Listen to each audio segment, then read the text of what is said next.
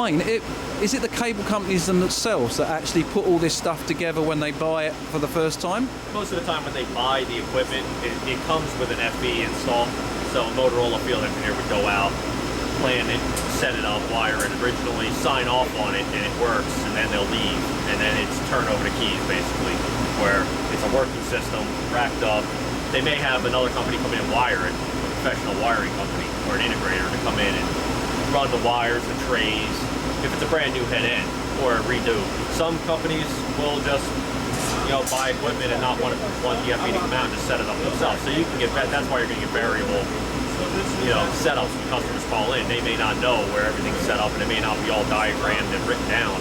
So you're going to have to, when we get a call, we have to break down and see where is the problem, how are you set up, can you explain it to me, or do you have a network diagram of the head end, or is it a schematic that shows us where this equipment is? And would typically you'd ask for this to be sent to you if you've got fault finding problems? Yes, we'll ask for a schematic or a system diagram of their head end if they have it. If not, they're going to have to try to trace a wire and say, this unit's not working, where does this cable go? And then they're going to have to go trace it through the ceiling and try to find it.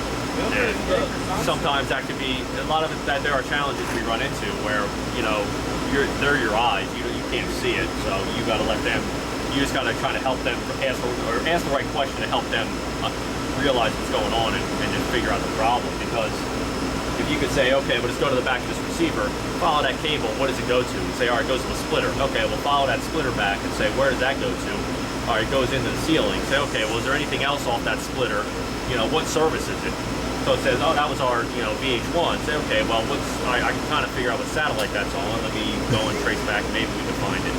So that's why some cases can take longer than others. If you have somebody that knows, I know where this goes, it's failed right there. So, okay, it's a bad splitter, it's a bad dish, whatever. It could be a bad DSR, bad SIM.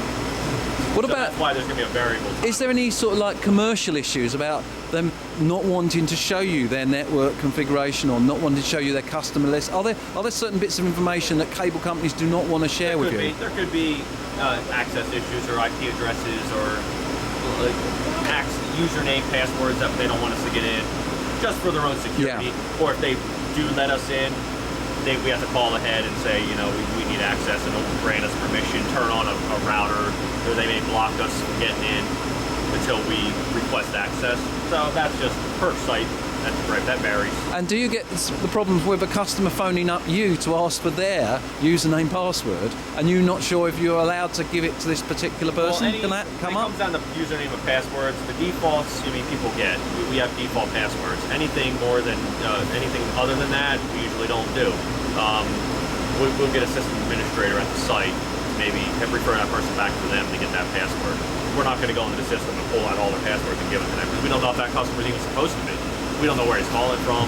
So our passwords are pretty strict. We don't like to give them out to everybody, especially super user passwords, because you don't know. They can get into the system and pretty much, take it down.